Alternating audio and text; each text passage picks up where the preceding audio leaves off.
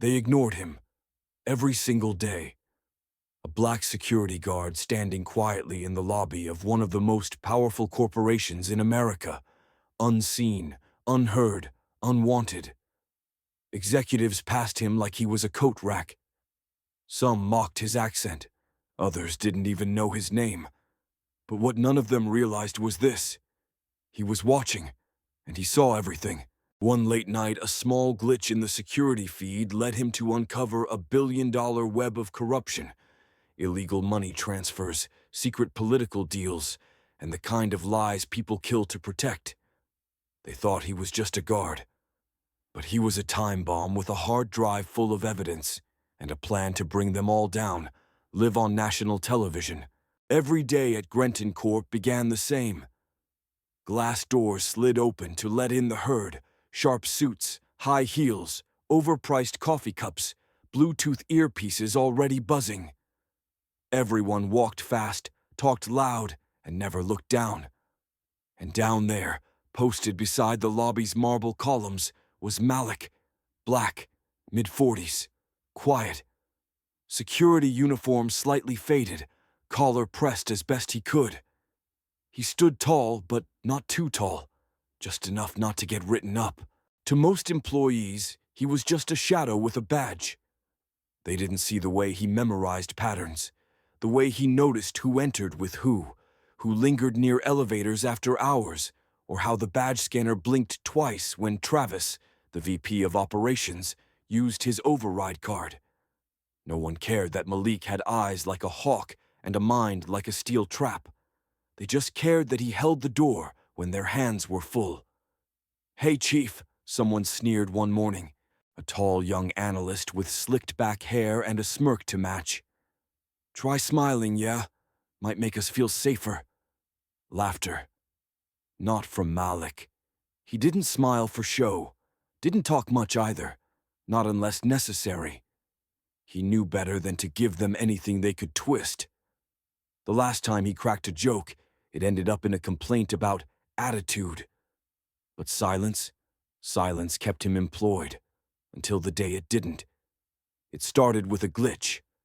Just past 2 a.m., during a graveyard shift, Malik noticed something odd on the security feed. Sub-level B3, a restricted floor containing servers and high-value archives, showed movement. 3 men entered through the freight elevator. They wore tailored suits, no security badges, and moved with purpose, like they'd done this before. But when Malik checked the system, no access logs, no swipe-ins, no recorded authorization. Then, static. The feed for B3 went black. Malik blinked, switched to backup cams. Nothing. "Impossible," he whispered. He ran a diagnostic. The system claimed everything was normal. No errors, no breaches. But he knew what a cover-up looked like. He'd seen it before, just not here. He leaned back in his chair, heart pounding. Was it a software bug, or was someone inside Grenton manipulating the system? The next morning, Malik casually brought it up to Travis while passing him in the lobby. "Hey, just a heads up. Feed for B3 glitched out for a few minutes last night. Might want to have IT check it?" Travis didn't even pause, just chuckled and waved a dismissive hand. "You working too many night shifts, Malik. Probably dreaming with your eyes open. Take a break sometime." Then, under his breath, with that same smirk, "Or don't. You're cheap to keep around." Malik didn't react. On the outside. Inside, something tightened. This wasn't just another night. Something had shifted. Something wrong. So that night, after the floor cleared and silence filled the halls again, Malik started digging. Not in anger, not even in revenge, but in curiosity. Because if there was one thing no one at Grenton ever suspected, it was this. The quiet black man by the door used to hunt ghosts for the U.S. government. And now, he'd found one in his own building. Malik's apartment was as quiet as he was. One narrow room, 3rd floor of a crumbling walk-up in the Bronx. A flickering bulb, peeling walls, mattress on the floor, no TV, just an old desk, a stack of worn notebooks, and a laptop so old it wheezed when it booted up. Malik didn't need much, just space and silence. He set the coffee pot on, poured some into a cracked mug, and sat at the desk. He reached behind the radiator, pulling out a weathered black case. Inside was a 1 TB solid-state drive wrapped in duct tape. That drive contained a mirror of Grenton's security system. Something Malik had been quietly building, night after night, piece by piece, from backup feeds and forgotten server logs. He hadn't intended to use it, but the glitch on B3 changed everything. He plugged it into his laptop and got to work. What he saw didn't surprise him, but it did anger him. 5 nights. That's how far back the anomalies went. 5 separate instances of movement in sublevel B3, all between 1:30 and 2:45 a.m. None of it in the logs, none of it officially recorded. The only trace?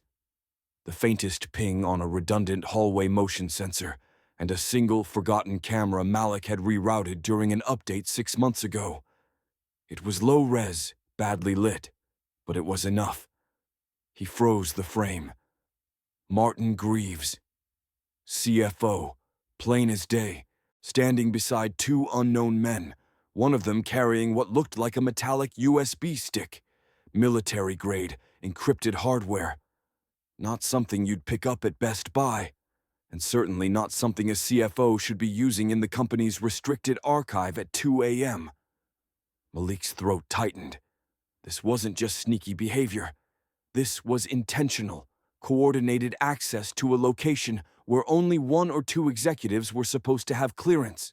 The fact that the system logs had been wiped clean, that screamed inside job. But who would believe a security guard? A black security guard, no less. He closed the lid of the laptop and leaned back, letting the shadows of the room crawl across his face. This wasn't the first time he'd seen something he wasn't supposed to. 10 years ago, Malik had worn a different uniform, digital camo, not polyester. He'd been a cybersecurity operative embedded with a logistics unit in Iraq, fluent in 4 coding languages, trusted with encrypted drone protocols and satellite uplinks. Until one night, during a routine audit, he found something he wasn't meant to. A $42 million contract discrepancy. Funds allocated for base construction that didn't exist. A contractor name that led nowhere.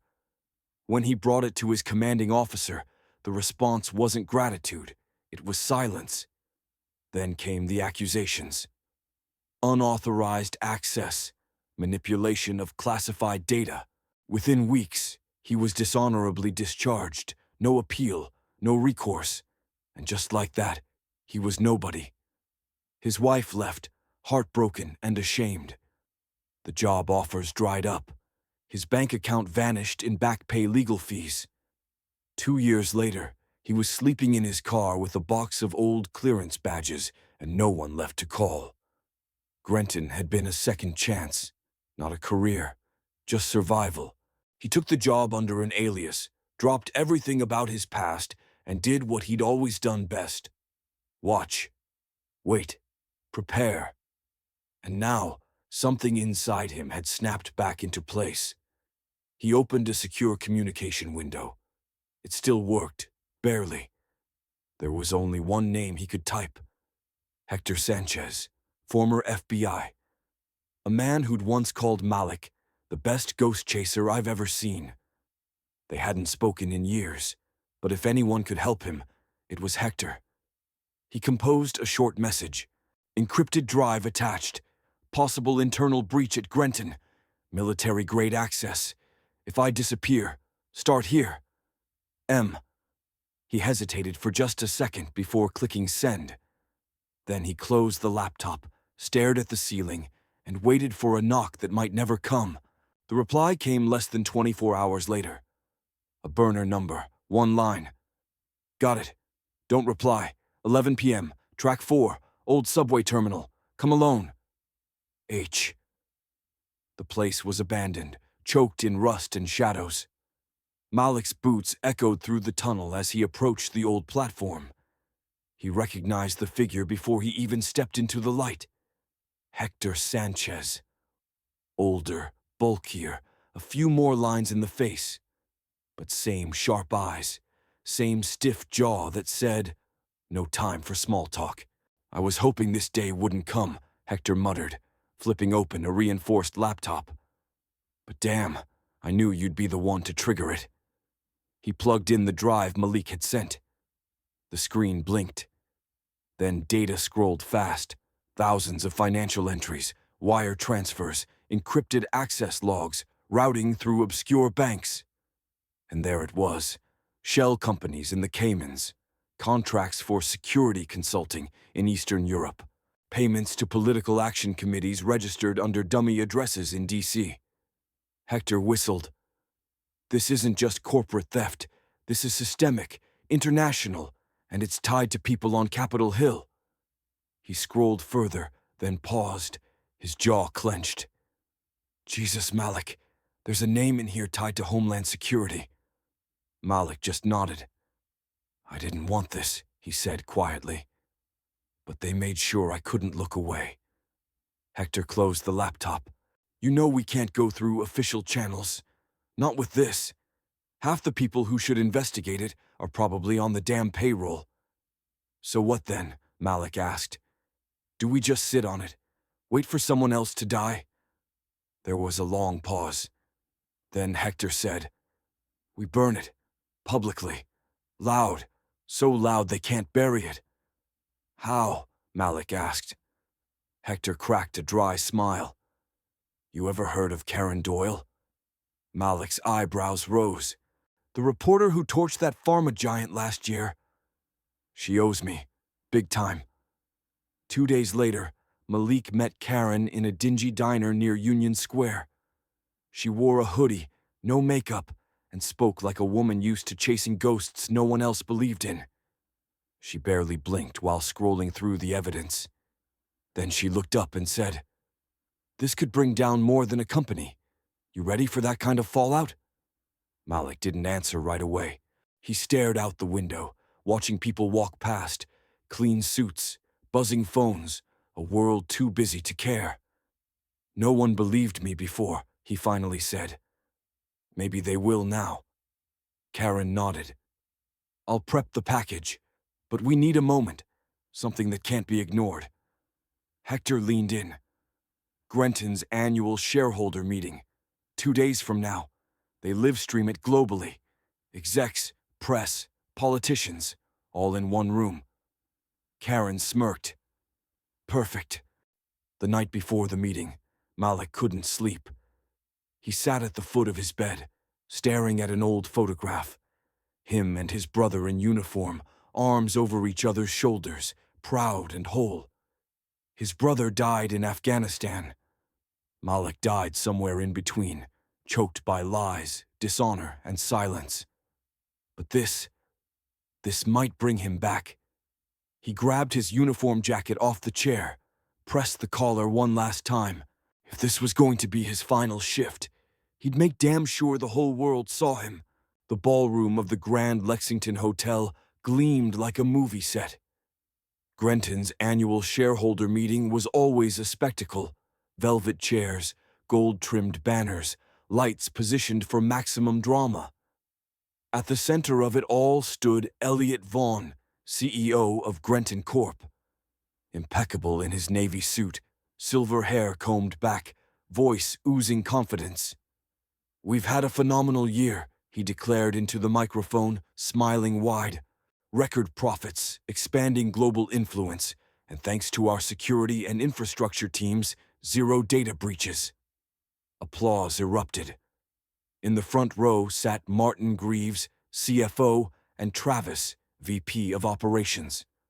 Both polished, untouchable, until the man they'd ignored for years walked calmly down the center aisle. Malik. Security glanced at each other, unsure. A few reporters tilted their heads. Who was this guy? Then came the murmur. "Isn't he The guard. Malik didn't rush. He stepped up onto the stage like he'd done it 100 times. Calm, steady, a storm behind his eyes. "Ladies and gentlemen," he said into the mic, voice low but clear, "before you toast this company's success, you might want to see where your money's really going." The room froze. Elliot blinked. "What is this?" Karen Doyle was already in place by the tech booth. Hector sat beside her, hand on a wireless controller. One tap, and the projector screen behind Elliot flickered. Then, boom, a grainy video. Travis in an underground garage, handing off a black briefcase to a masked man. Then, Martin, accessing the secure server room at 2:17 a.m., inserting a military-grade encrypted USB. Next, financial records. A slideshow of shell companies, wire transfers, signatures, $1.3 billion routed through offshore accounts tied to government contracts. The audience gasped. Someone shouted, "Turn that off!" But it was too late. Karen grabbed a handheld mic. "This footage and evidence are being streamed live to multiple national outlets. CNN, BBC, The Times. Every investor, regulator, and citizen can see it right now." Panic set in. Travis jumped up from his seat, yelling, "This is doctored! We've been set up!" Martin bolted for the exit, but Hector was already there, calmly blocking the door. Elliot Vaughn turned to Malik, his voice barely masking fury. "You have no idea what you've done." Malik looked him dead in the eyes. "On the contrary, I know exactly what I've done." And then came the sirens. Federal agents, dozens of them pouring into the ballroom, badges out, guns holstered, voices firm. "Martin Greaves, you're under arrest for conspiracy, fraud, and laundering of federal funds." Travis Keating, step away from the table. Elliot Vaughn, hands where we can see them. Click, click, click, handcuffs on silk suits. Rolexes scraped against metal. Flashbulbs erupted from press cameras. The empire fell, not with a crash, but with the slow, sick silence of a balloon losing air. Malik stepped off the stage. No cheers, no music, just the weight of truth, finally allowed to breathe. As he passed Karen, she whispered, "They'll write about this for years." Malik didn't stop walking. He just said, "Let them." In the days that followed, the headlines came fast and relentless. Security guard brings down billion-dollar corruption ring. Grenton executives arrested in shocking financial scandal. The black whistleblower who refused to stay silent. Reporters knocked. Networks called. Book agents emailed. Malik ignored them all. He wasn't in it for the spotlight. He didn't want a platform. He wanted one thing, his name back. And a month later, in a quiet federal office, flanked by 2 agents and no cameras, he received it, his military record fully restored. No ceremony, just a firm handshake and a sealed folder.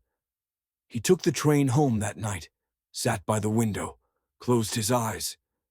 For the first time in a long time, he didn't feel invisible.